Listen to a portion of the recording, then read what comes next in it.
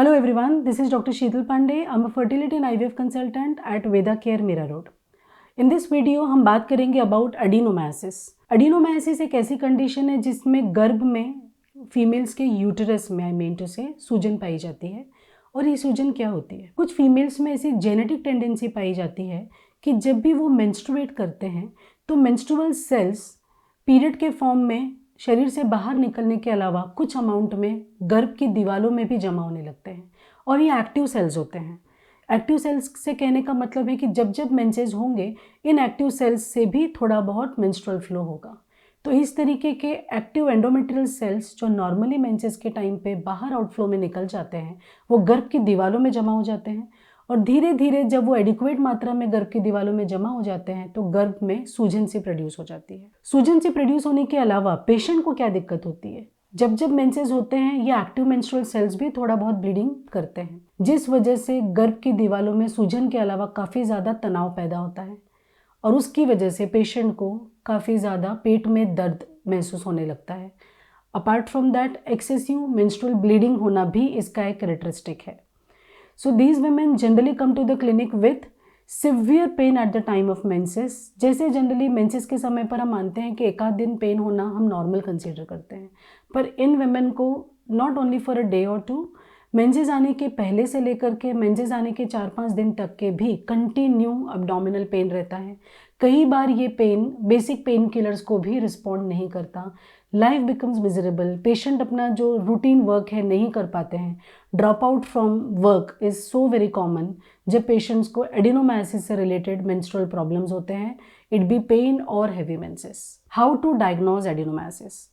The basic tool to diagnose adenomyosis is a sonography.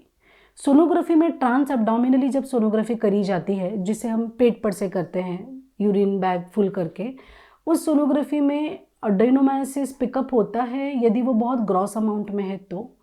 Sometimes abdominal sonography में adenomyosis miss हो सकता है।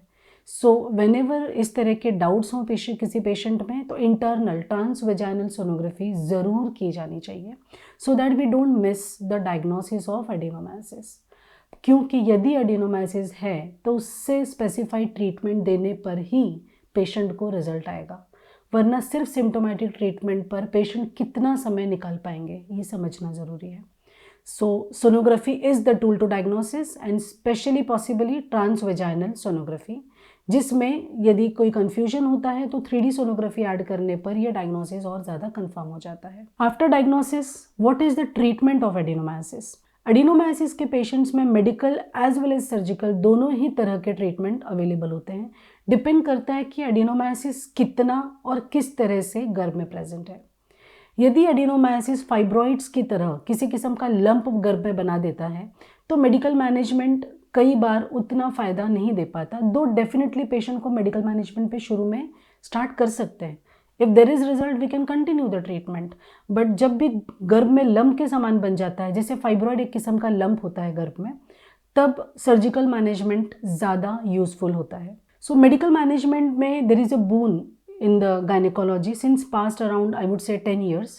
Dienogest नामक एक मेडिसिन होती है जो most of the gynaecologist prescribe करते हैं, जो एडिनोमायोसिस से सफ़र करने वाले पेशेंट्स को दिया जाता है for at least around 3 to 6 months, जिसमें उन्हें पेन से और हैवी मेंसेस से काफ़ी मात्रा में नियरली 90% तक इसका सक्सेस रेट होता है, रिजल्ट मिल जाता है। But we have to understand कि ये मेडिसिन जब तक चलती हैं उसके बाद कुछ समय तक के उस चीज़ को कंट्रोल कर पाती हैं। तो यदि किसी पेशेंट को सर्जरी प्लान नहीं करना है, स्पेशली दोज पेशेंट जिनका उम्र ऑलरेडी नियरली 40s में है एंड दे एक्सपेक्ट कि अगले कुछ सालों में शायद हमें मेनोपॉज ही हो जाएगा, why to go for the surgery, तो इन पेशेंट्स में डायनोजिस्ट की मेडिसिन लंबा समय तक भी दी जा सकती है। ऑन एन एवरेज मेडिकेशन का ड्यूरेशन 6 to 12 months होता है। It is safe, it is found to be safe in most of the studies up to 7 years of continuous therapy. Definitely ये मेडिसिन अदर रूटीन मेडिसिन के comparison में थोड़ी costly ज़रूर होती है, जिसका मंथली एक्सपेंस 3 to 4,000 रुपीज़ के करीब आता है। Apart from this the second important management is the surgical management. जो पेशेंट्स मेडिकल मैनेजमेंट को रिस्पॉन्ड नहीं करते हैं उन्हें सर्जिकल मैनेजमेंट के लिए जाना पड़ता है। यदि गर्भ में एडिनोमायोमा एक जगह पर जमा है फाइब्रॉइड्स की तरह, तो एडिनोमायोमा को सेपरेटली निकाला जा सकता है, स्पेशली जो यंग पेशेंट्स में प्रेफर किया जाता है। जो हाई एज पेशेंट होते हैं इन देयर 40s, उनमें गर्भ को निकाल देने का ही, जिसे हिस्टेरेक्टमी कहते हैं, एडवाइस किया जाता है, क्योंकि इसके रिकरेंस का भी रिस्क रहेगा।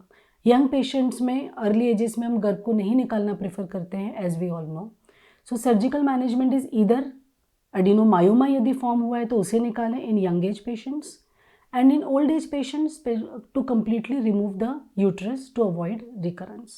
एडिनोमायोसिस आपकी फर्टिलिटी को भी अफेक्ट करता है। कुछ अनफॉर्चुनेट पेशेंट्स को बहुत ही यंग एज में, जब वो अपने लेट 20s में होते हैं, एडिनोमायोसिस आ जाता है। एडिनोमायोसिस कई बार एंडोमेट्रियोसिस नाम की एक और बीमारी होती है, उसके साथ कोएग्जिस्ट करता है, क्योंकि दोनों के होने के कारण नियरली कॉमन है, दोनों भी सेम जेनेटिक एक्सप्रेशन को शेयर करते हैं। यदि यंग विमेन में एडिनोमायोसिस की प्रॉब्लम हो जाती है तो उनके फर्टिलिटी को अफेक्ट करती है। कई बार पेशेंट इनफर्टिलिटी से सफ़र करते हैं और कंसीव होने के बाद रिस्क ऑफ मिसकैरेज भी हाई होता है। तो यदि आपके नॉलेज में ये है कि आपको एडिनोमायोसिस का प्रॉब्लम है, तो आपने फर्टिलिटी पॉइंट ऑफ व्यू बहुत ज़्यादा रिलैक्स्ड नहीं रहना चाहिए। डेफिनेटली टाइमली प्रेगनेंसी प्लान करें, इसके पहले कि वो ज़्यादा मात्रा में बढ़ जाए और उसे कंट्रोल करना मुश्किल हो जाए। और कंसीव होने के बाद इमीडिएटली डॉक्टर से मिलें, ताकि वो ऑल सपोर्टिव मेडिसिन आपको शुरू करें और रिस्क ऑफ मिसकैरेज को सिग्निफिकेंटली रिड्यूस कर दें, which is very much possible after taking a proper support in pregnancy. So ये था अबाउट एडिनोमायोसिस, कैसे आप इसे रूटीन लाइफ में अपने मैनेज कर सकते हैं, एंड एडिनोमायोसिस आपकी फर्टिलिटी को अफेक्ट कर सकता है, ये इंपॉर्टेंटली मैं ज़रूर बताना चाहूँगी। सो यदि आपको इस वीडियो से संबंधित कोई क्वेरीज हैं तो हमें कमेंट सेक्शन में ज़रूर इन्फॉर्म करें। Will be very happy to reply you. See you all in the next video. Till then take care and bye bye.